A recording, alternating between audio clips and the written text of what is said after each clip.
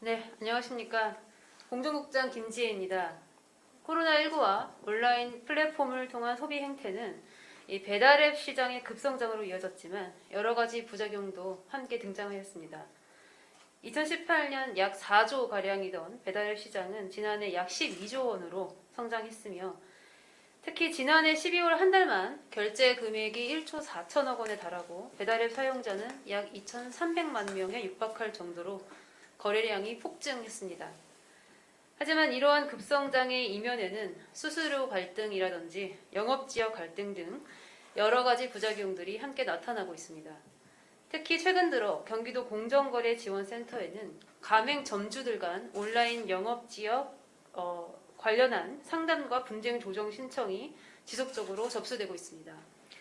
현행 가맹사업법 제5조 제6호에 따르면 가맹본부는 가맹사업자에게 일정한 범위의 영업지역을 설정하여 주고 그 영업지역 내에서는 본부의 직영점을 설치하거나 유사한 업종의 타 가맹점을 설치할 수 없도록 되어 있습니다. 즉 가맹본부는 가맹점주에게 일정한 범위의 영업지역을 설정해주고 그 영업지역을 보호할 의무를 부담하고 있는 것입니다. 문제는 이 규정에서의 이 영업지역이라는 개념을 공정위가 온라인 공간에서는 적용되지 않는다라고 해석하고 있기 때문에 사실상 가맹사업법 제5조 제6호가 사문화되는 효과가 발생을 하고 있습니다. 그래서 같은 브랜드 내 가맹점주들 간의 온라인 영업지역을 둘러싼 분쟁이 심화되고 있으며 본부가 이를 방치함으로써 배달앱사가 반사적 이익으로 광고 수익을 거두어들이고 있는 상황입니다. 이는 실제 분쟁 사건으로 나타났습니다. 자료 화면을 보시면 동일 치킨 브랜드의 A점과 B점의 오프라인 영업지역은 그러니까 붉은 실선으로 둘러싸인 지역 내로 설정되어 있습니다. 보드에 보시면 A점의 오프라인 영업지역은 이 보라색 부분이고요. B점의 오프라인 영업지역은 진한 주황색 지점입니다.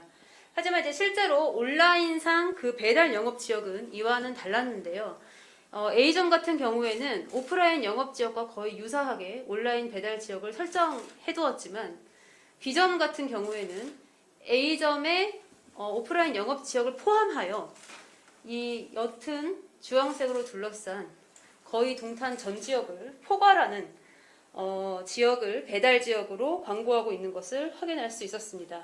결국 A점은 B점 때문에 자신의 매출에 피해가 생겼다라는 취지로 분쟁을 신청했지만 공정위에 의한 현행 법규의 해석상으로는 이 B점의 무분별한 배달 지역 확장을 제재할 수 없어서 조정이 결렬되고 말았습니다. 현재도 이와 유사한 분쟁 사건이 접수되어 있고요. 앞으로도 온라인 배달 지역을 둘러싼 분쟁이 지속될 것으로 예상되고 있습니다.